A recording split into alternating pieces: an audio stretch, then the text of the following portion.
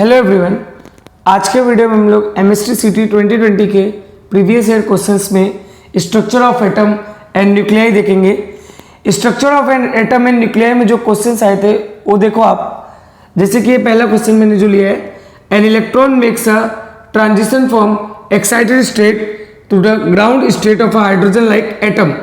आपको क्या बोल रहा है इस क्वेश्चन में, एक इलेक्ट्रॉन है जो एक्साइटेड स्टेट से ग्राउंड स्टेट में जा रहा है। ठीक है, एक इलेक्ट्रॉन है जो एक्साइटेड से किस में जा रहा है, ग्राउंड स्टेट में क्या हो रहा है, जा रहा है। ठीक है, ट्रांजिट हो रहा है इलेक्ट्रॉन। ठीक है, out of the following statement which one is correct, इन सारे स्टेटमेंट में कौन सा स्टेटमेंट करेक्ट है।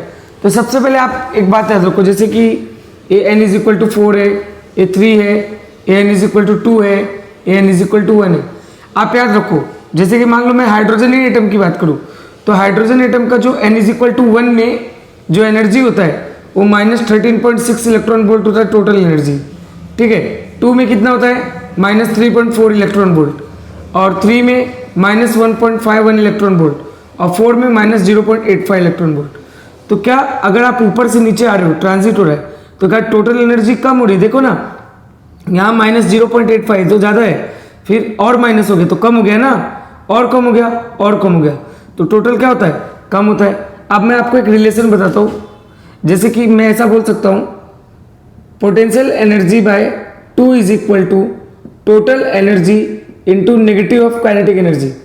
तो क्या पोटेंशियल एनर्जी, अगर मैं बात करूँ टोटल दिया है, टोटल दिया है तो पोटेंशियल क्या होगा 2 टाइम्स ऑफ टोटल एनर्जी। तो पोटेंशियल क्या हो जाएगा, क्या यहाँ टोटल -0.85 है तो क्या -170 हो जाएगा। ये कितना होगा -3.02, ये वाला कितना होगा -6.8, ये वाला कितना होगा -27.2। क्या पोटेंशियल एनर्जी भी जैसे जैसे ट्रांजिट कर रहे हो वैसे वैसे कम होते जा रहा है। अब बात करते हैं काइनेटिक का, जैसे कि मान लीजिए total is equal to negative of kinetic. ठीक है, क्या इसमें टोटल -0.85 दिया है, और क्या नेगेटिव ऑफ काइनेटिक, क्या नेगेटिव से नेगेटिव चटक गया तो काइनेटिक कितना है +0.85। इसमें कितना आएगा +1.51, इसमें कितना आएगा +6.8, इसमें कितना आएगा +13.6। तो क्या पोटेंशियल और टोटल कम हो रहा है जबकि काइनेटिक क्या हो रहा है, बढ़ रहा है। तो आपको ऑप्शन सी देखो, इसमें काइनेटिक एनर्जी क्या होता है, इंक्रीज होता है, but potential and total energy decreases. ठीक है, समझा क्या है क्वेश्चन। अब हम लोग नेक्स्ट क्वेश्चन देखते हैं एटम्स मॉलिक्यूल्स का। नेक्स्ट क्वेश्चन क्या बोल रहा है, the ratio of areas of electron orbits for the second excited state to the first excited state in hydrogen atom is. इस सब में क्या बोल रहा है, आप रेशियो बताइए इलेक्ट्रॉन के एरियाज का, मतलब इलेक्ट्रॉन मान लीजिए जिस ऑर्बिट में घूम रहा है तो उस ऑर्बिट में जिसके एरिया का रेशियो होगा वो बताइए। किसके लिए, second excited state. Second excited state मतलब n is equal to 3 to the first excited state मतलब n इज इक्वल टू 2, क्योंकि ग्राउंड स्टेट जो होता है वो n इज इक्वल टू 1 होता है। फर्स्ट एक्साइटेड स्टेट को n इक्वल टू 3 और सेकेंड को, फर्स्ट को n इज इक्वल टू 2 और सेकेंड को n इज इक्वल टू 3। ऐसे ही थर्ड एक्साइटेड स्टेट को n इज इक्वल टू 4, मतलब ग्राउंड जो होता है वो n इज इक्वल टू 1 होता है, फर्स्ट एक्साइटेड स्टेट 2 से स्टार्ट होता है। आपको रेशियो पूछ रहा है n इज इक्वल टू 3 पे divide by n is equal to 2 पे, मतलब इनके एरिया का रेशियो पूछ रहा है। तो इस सम का सॉल्यूशन कैसे होगा, देखो अगर आपको पता हो तो रेडियस जो होता है वो डायरेक्टली प्रोपोर्शनल होता है n² by z, where n is the number हुआ प्रिंसिपल क्वांटम नंबर और z क्या हुआ एटॉमिक नंबर। और क्या आपको हाइड्रोजन के लिए बोल रहा है तो r is directly proportional to n² होगा, और क्या जो एरिया होता है वो डायरेक्टली प्रोपोर्शनल टू r² होता है।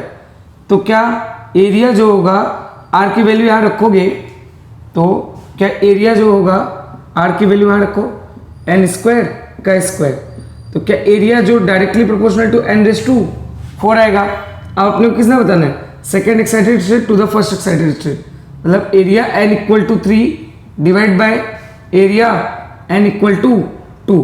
ठीक है, अब n की वैल्यू रख दो, 3, यहाँ 3 रखो, यहाँ कितना रखो 2 रखो, रेस टू 4 बराबर। तो 3 रेस टू 4 कितना होगा 81 बराबर, और 2 रेस टू 4 16। तो इसका आंसर आएगा 81/16, मतलब ऑप्शन बी क्या होगा राइट होगा। तो बहुत ही इजी क्वेश्चन है। अरे हाँ ना, 3 का क्यूब कितना होगा 27, 27 इंटू 3 81, और 2 का क्यूब 8, 8 दूनी 16 बराबर। तो कौन सा होगा ऑप्शन बी राइट होगा। तो ये सवाल बहुत ही ईजी है। सबसे पहले क्या करना था, क्या area directly proportional to r square होता है, और क्या r directly proportional to n square होता है, ठीक है। तो एरिया क्या होगा directly proportional to n raise to 4। Second excited state के लिए एन की वैल्यू 3, फर्स्ट के लिए 2, सब्स्टिट्यूट कर दो आंसर आ जाएगा, ठीक है। अब नेक्स्ट हम देखते हैं, नेक्स्ट हम क्या बोल रहा है, an electron in a stationary Bohr orbit of a hydrogen atom jumps from 4th energy level to ground state, ठीक है। The velocity that the photon acquired as a result of electron transition will be. देखो सबसे पहले तो concept सुनो, जैसे कि जो इमिशन लाइन स्पेक्ट्रम होता है ना, अगर जो जब एक इलेक्ट्रॉन ट्रांजिट करता है किसी एक्साइटेड स्टेट से, जब इलेक्ट्रॉन ट्रांजिट करता है तो एनर्जी रिलीज करता है, और वो एनर्जी फोटोन के फॉर्म में रिलीज करता है। तो आपसे पूछना चाह रहा है कि एक इलेक्ट्रॉन है जो हाइड्रोजन एटम में, वो अपने 4th एनर्जी लेवल से क्या हो रहा है ग्राउंड स्टेट में आ रहा है। 4th एनर्जी लेवल से n इज इक्वल टू 4 से n is equal to 1 ground state में आ रहा है, तो फोटोन निकालेगा पक्का एक बात, क्योंकि अगर इलेक्ट्रॉन ट्रांजिशन कर रहा है higher to lower energy state में, तो एनर्जी अपनी पैकेट के फॉर्म में निकालता है, पैकेट ऑफ एनर्जी के फॉर्म में, जिसे हम फोटोन बोलते हैं बराबर। आप आपसे उस फोटोन की क्या पूछना चाह रहे हैं, वेलोसिटी पूछना चाह रहे हैं। तो सबसे पहले तो चेंज इन एनर्जी क्या होगा, R H C Z square 1/n1 square minus 1/n2 का स्क्वायर बराबर। समझता है क्या। तो डेल्टा ई का वैल्यू क्या हो जाएगा, आर एच सी क्या हाइड्रोजन एटम है, तो जेड का वैल्यू 1 के बराबर होगा बराबर, ठीक है। 1/n1 स्क्वायर कहाँ आ रहा है वो फर्स्ट ऑर्बिट में, कहाँ से आ रहा है चौथे ऑर्बिट से, माइनस 1/4 का स्क्वायर बराबर। अब क्या फोटोन की जो एनर्जी होती है वो E is equal to M C square के बराबर होती है, तो इधर आप एम सी स्क्वायर रखो, ठीक है। आर एच सी 1/1 कैसे 1 होगा, ये 1 ये 16 हो जाएगा 1/16, तो क्या एक सी से एक सी चटक जाएगा बराबर।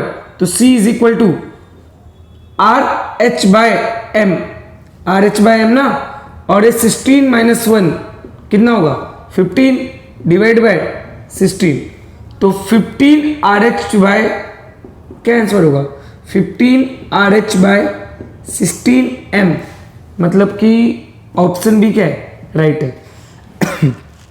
तो ये सवाल जो है बहुत इजी है। क्या करना है, बस इस सवाल में बोल रहा है कि एक इलेक्ट्रॉन है जो n इज इक्वल टू 4 से n इज इक्वल टू 1 तक जंप कर रहा है, ठीक है। तो एक फोटोन निकलता है, वो तो जाहिर सी बात है, कोई भी इलेक्ट्रॉन जब ट्रांजिट करता है higher to lower energy state में, तो एनर्जी जो रिलीज करता है वो फोटोन के फॉर्म में निकलता है। और वो बोल रहा है कि फोटोन का वेलोसिटी आप बता दो उसी फोटोन का, तो क्या एनर्जी फोटोन के एनर्जी के टर्म में क्या होगा E is equal to M C square होता है, ठीक है। और आप ये फॉर्मूला यूज करोगे, n1 का वैल्यू रखा, n2 का वैल्यू रखा, और z का वैल्यू तो 1 आई गई, तो बहुत ही सिंपल सवाल है, आंसर डायरेक्ट आ जाएगा, ऑप्शन बी का है राइट। अब नेक्स्ट हम देखते हैं, नेक्स्ट हम में क्या बोल रहा है, in hydrogen atom during the transition of electron from nth orbit to first orbit, ठीक है, फर्स्ट बोर्ड ऑर्बिट। तो इसमें बोल रहा है कि जो इलेक्ट्रॉन है उसका ट्रांजिशन nth ऑर्बिट से फर्स्ट बोर्ड ऑर्बिट में हो रहा है, ठीक है। अब photon of wavelength lambda is emitted, इस इलेक्ट्रॉन के ट्रांजिशन की वजह से एक फोटोन निकला जिसका वेवलेंथ क्या है लैम्डा, ठीक है। The value of n is, तो सबसे पहले आपको वेवलेंथ का रीडबर्ग के केस में फॉर्मूला पता होना चाहिए, 1/λ is equal to r into Z square 1/n1 square minus 1/n2 का स्क्वायर, ठीक है। क्या इतना समझा, ठीक है। n1 lower orbit, n2 higher orbit, ठीक है।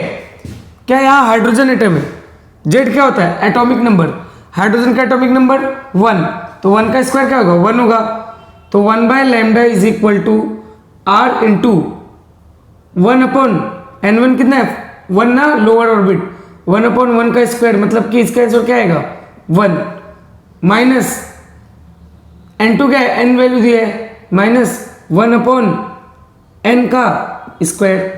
क्या अच्छे से समझा?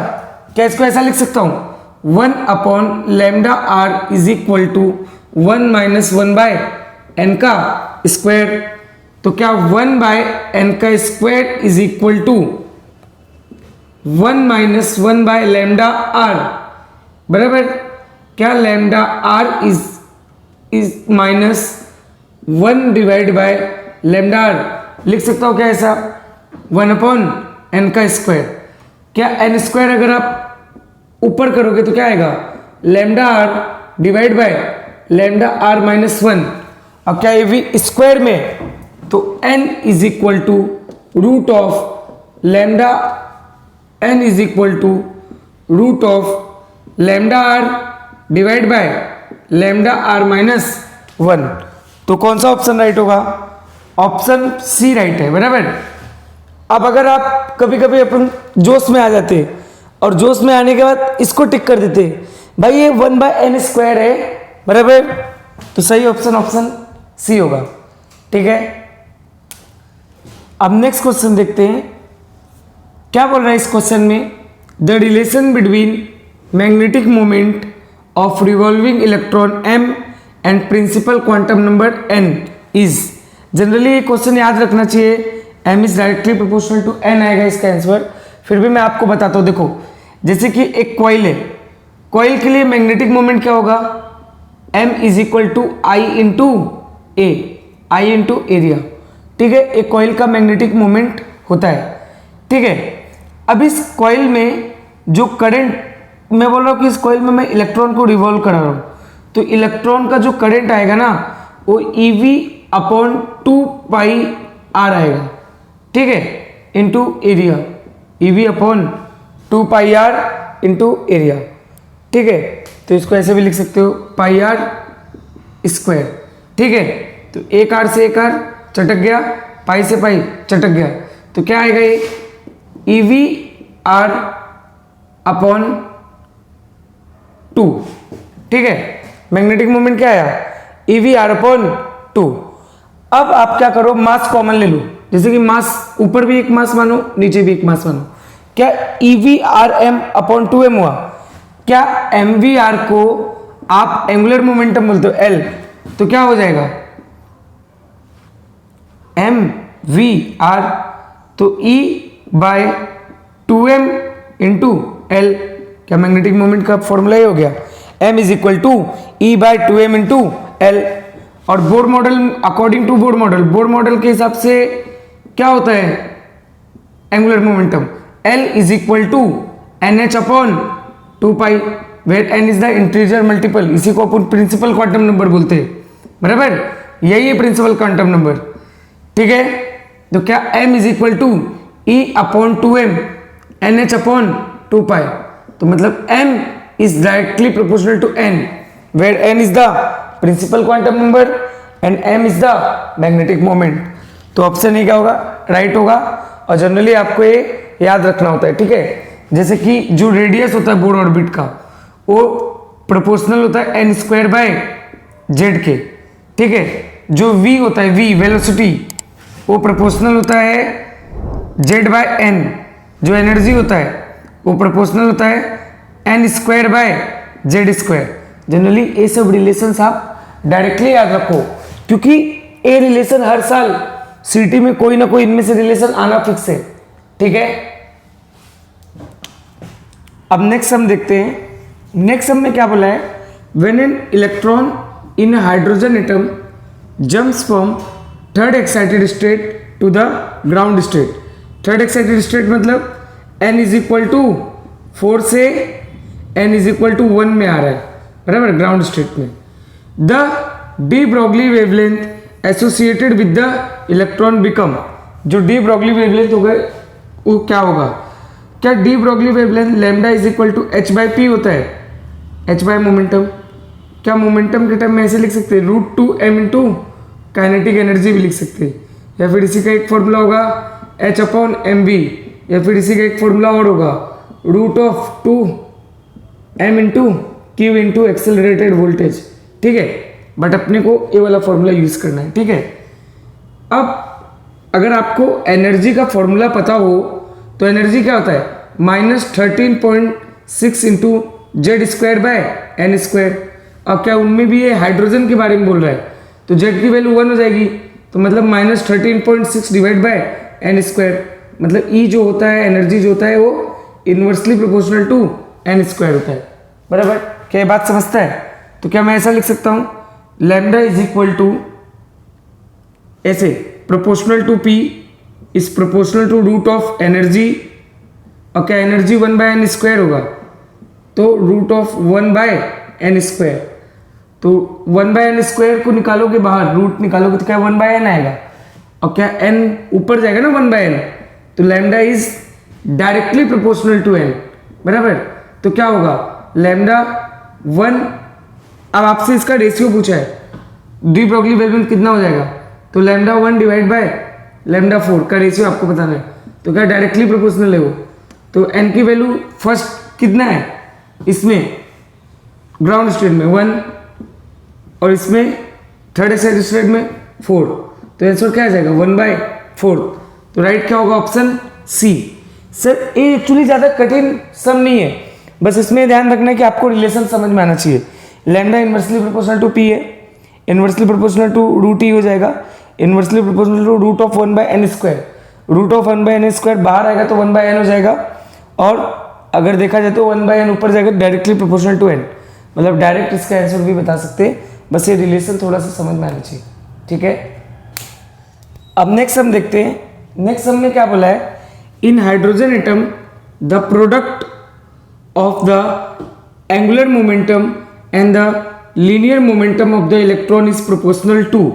आपको हाइड्रोजन एटम के अंदर आपको प्रोडक्ट बताना है, मतलब मल्टीप्लिकेशन बताना है एंगुलर मोमेंटम और लीनियर मोमेंटम ऑफ इलेक्ट्रॉन का। तो पहले आप सुनो, according to Bohr atomic model, Bohr atomic model की अगर मैं बात करूं तो उसके अकॉर्डिंग एंगुलर मोमेंटम यानी कि MVR, उसको मैं L से डिनोट कर रहा हूँ। एंगुलर मोमेंटम इस जो होता है वो इंटीग्रल मल्टीपल अपॉन h/2π होता है। तो जो एंगुलर मोमेंटम होता है वो डायरेक्टली प्रोपोर्शनल टू क्या होता है, n होता है। ठीक है, अब मैं आपसे बोल रहा हूँ कि लीनियर मोमेंटम की बात करते हैं। तो लीनियर मोमेंटम जैसे देखो, अगर आपको लीनियर मोमेंटम देखना है ना तो पहले आप इसको कन्वर्ट करो, MVR इज इक्वल टू क्या NH/2π लिख सकते हैं, L की वैल्यू एंगुलर मोमेंटम की, क्या ऐसा लिख सकता हूँ MV is equal to NH/2πr। बराबर, MV को आप क्या बोल सकते हो, लीनियर मोमेंटम। तो क्या linear momentum is directly proportional to n/r आएगा। h तो कांस्टेंट है, प्लैंक कांस्टेंट, 2 और पाई तो बचपन से कांस्टेंट है।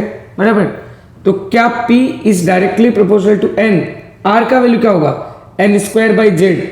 लेकिन क्या है हाइड्रोजन एटम है तो z का वैल्यू तो 1 हो जाएगा, एक n से एक n चटक जाएगा। तो क्या linear momentum is inversely proportional to n। अब आपसे पूछ रहे हैं एंगुलर मोमेंटम और लीनियर मोमेंटम का प्रोडक्ट का प्रोपोर्शनलिटी बताओ, तो क्या लिखो L इंटू P लिखो, इज प्रोपोर्शनल टू L क्या n के डायरेक्टली प्रोपोर्शनल है, हाँ, और P n के इन्वर्सली प्रोपोर्शनल है। तो क्या n से n चटक गया, तो आंसर क्या आ रहा है L और P का प्रोपोर्शनल जो आ रहा है क्या आ रहा है 1 आ रहा है, मतलब n⁻0 होगा। क्यों, anything⁻0 क्या होता है 1 होता है, मतलब इसमें ऑप्शन बी क्या होगा राइट होगा। तो याद रखो जो हाइड्रोजन एटम में जो एंगुलर मोमेंटम होता है वो directly proportional to quantum number होता है, जबकि जो लीनियर मोमेंटम होता है वो इन्वर्सली प्रोपोर्शनल टू n होता है। ठीक है, अब नेक्स्ट हम देखते हैं। नेक्स्ट सब में क्या बोल रहा है, what percentage of radio active substance is left after 5 half life. पहले मैं आपको इसको फॉर्मूले के तरीके से भी बताता हूँ और डायरेक्ट भी इसको सोचेंगे तो कोई दिक्कत नहीं है। फॉर्मूले के तरीके से अगर मैं आपको बताऊं तो देखो n/n0 को बोलते हैं लेफ्ट फ्रैक्शन, कितना बचा हुआ है, इज इक्वल टू 1/2n। अब आपको इसको परसेंटेज में निकालना है ना, तो n/n0 into 100 is equal to 1/2n into 100। Total कितनी हाफ लाइफ है? 5। तो 2 की वैल्यू 5 रखो, तो 1/2/5 इंटू 100। तो 2/5 की वैल्यू क्या होगी? 32। 2/3 क्या होता है? 8 होता है। फिर एक बार और 2 किया तो 16, एक बार और 2 से मल्टीप्लाई किया तो 32, तो 100/32 आएगा। तो इसको सॉल्व करोगे तो लगभग 3.125% आएगा, मतलब कि अबाउट 3% जो है वो राइट है। ये तो फॉर्मूला हो गया। अब आपको मैं एक अलग तरीके से बताता हूँ। देखो कितना यूज्ड हो गया और कितना लेफ्ट है। अगर मैं फर्स्ट हाफ लाइफ की बात करूँ ना तो 50% यूज हो जाता है, 50% लेफ्ट। सेकेंड हाफ लाइफ में 75%, 25 लेफ्ट। थर्ड में 87.5% और 12.5% लेफ्ट। फोर्थ हाफ लाइफ में अगर मैं बात करूं तो फोर्थ हाफ लाइफ में 93.25% खत्म हो जाता है, जो लेफ्ट होता है वो 6.75 होता है लगभग, बराबर। तो इसी तरह फिफ्थ में जब अपन बात करते हैं तो लगभग 96.875 हो जाता है, जो यूज्ड हो चुका होता है, बचा 3.125।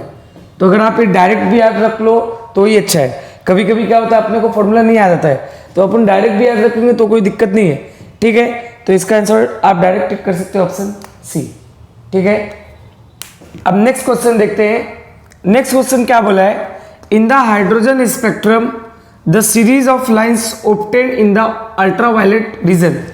जैसे हम जो हाइड्रोजन स्पेक्ट्रम बनाते हैं, इमिशन लाइन स्पेक्ट्रम, जब मैं इमिशन लाइन स्पेक्ट्रम की बात करता हूं तो आप याद रखो, आप अलग अलग तरह के सीरीज पढ़ते हो, लाइमन सीरीज, बाल्मर सीरीज, पासन सीरीज, ब्रैकेट सीरीज। ऐसा आपने ELS का वो देखा होगा, इस तरीके से आपने ELS देखा होगा, इमिशन लाइन स्पेक्ट्रम हाइड्रोजन के लिए, ठीक है।